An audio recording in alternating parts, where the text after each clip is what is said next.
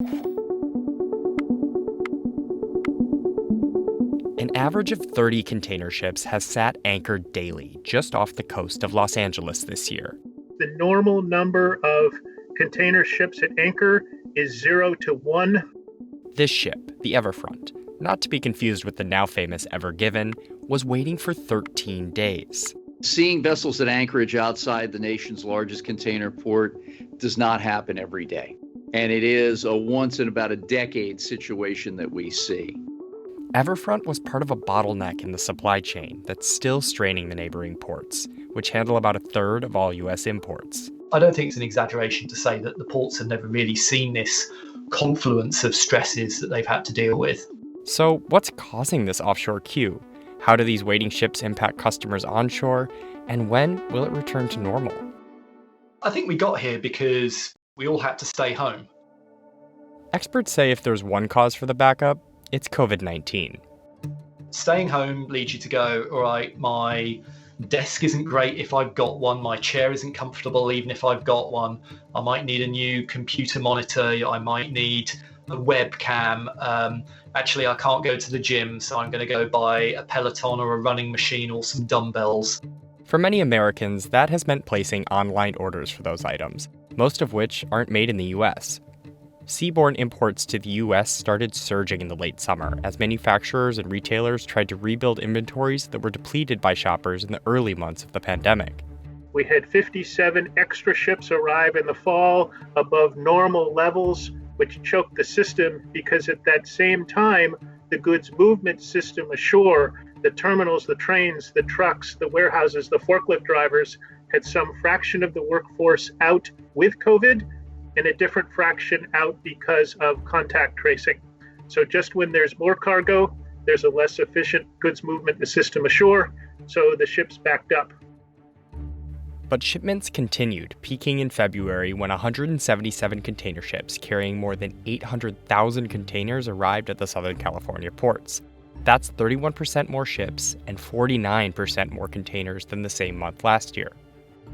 This gap highlights a related issue. The ships are getting bigger. There's been a significant increase in the number of the very biggest boats that come in.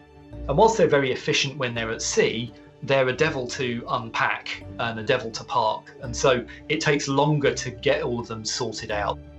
So the ships continue to wait an average of 7.5 days before reaching the port.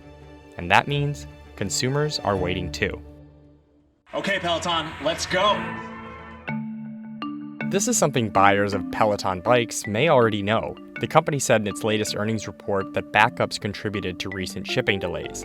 I'm sure you've seen that on a lot of e-commerce sites. It's taking longer than normal to deliver to you. And so, there's that kind of customer disappointment angle, and companies will then need to think, okay, how do I avoid that in the future? Peloton, come on, let's get this workout started. For Peloton, the answer has been to spend more. The company said it would spend $100 million in transportation, including air shipments, in the first half of the year to get around the bottlenecks at the port.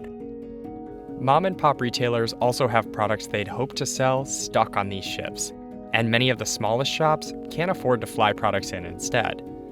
But the ships aren't the only issue here. The entire supply chain, from ports to warehouses to distribution centers, is inundated with cargo.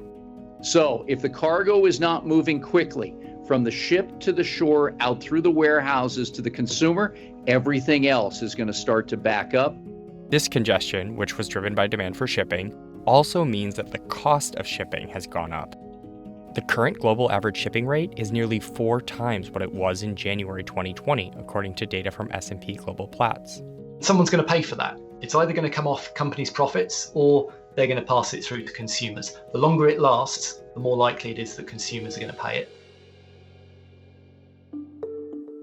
At the ports, workers are pushing to get the anchored ships moving. Pre-pandemic, we were welcoming, on average, 10 container vessels in to work at the port, loading and unloading containers every day. During this surge, we've been averaging 15 vessels working every day in the port. That's a 50% jump in productivity alongside our vessels every day.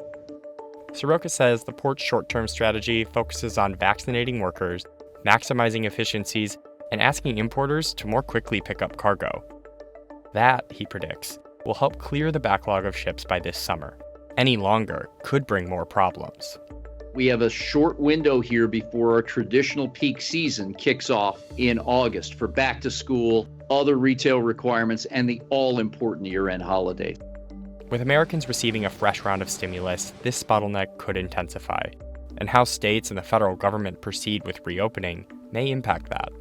If we're going to spend another summer lockdown, then people are going to be buying, new lawn chairs and a whole bunch of stuff they didn't buy last year. If everything's open again and people can go on vacation, it's all services spending. We're not going to buy stuff. So the demand for shipping will drop off relatively quickly.